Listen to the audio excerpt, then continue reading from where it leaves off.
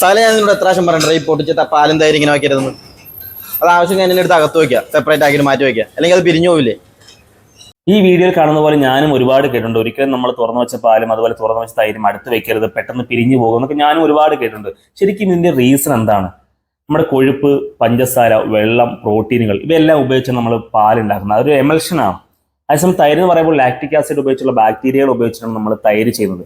പാലിനെ നമ്മൾ പുളിപ്പിച്ചാണ് തൈരാക്കുന്നത്, അല്ലേ? അപ്പോൾ ഒരു കാരണവശാലും ഇത് അടുത്തടുത്ത് വെക്കുമ്പോൾ, പെട്ടെന്ന് നമ്മൾ അടുത്ത് വെക്കുമ്പോൾ ഒരിക്കലും ഇത് പിരിഞ്ഞു പോകാൻ സാധ്യതയില്ല. അത് കുറേ ടൈം എടുക്കും. കാരണം എന്ന് വെച്ചാൽ പാലിൽ പെട്ടെന്ന് ഔട്ട്സൈറ്റുള്ള ഫ്ലേവറുകളല്ല, ഇവൻ ഫുഡിന്റെ ആയിക്കോട്ടെ എന്ത് ഫ്ലേവറുകളും പെട്ടെന്ന് ക്യാച്ച് ചെയ്യാനുള്ള ഒരു കഴിവുണ്ട്. അതുകൊണ്ടാണ് നമ്മൾ തൈര് അടുത്ത് വെക്കുമ്പോൾ തൈരിന്റെ പുളിപ്പ് പെട്ടെന്ന് നമ്മുടെ പാലിലേക്ക് ആ ഒരു ഫ്ലേവർ പോയി പാല് പെട്ടെന്ന് സ്പോയിൽ ആവാൻ സാധ്യത എന്ന് പറയുന്നത്. അതുകൊണ്ട് തന്നെ തൈരിന് അമ്ല ഗുണം കൂടുതലുള്ളതിനാൽ പെട്ടെന്ന് നമ്മുടെ ഈ പാല് കട്ട പിടിക്കാനും അതുപോലെ സ്പോയിൽ ആകാനും വരെ സാധ്യതയുണ്ട്.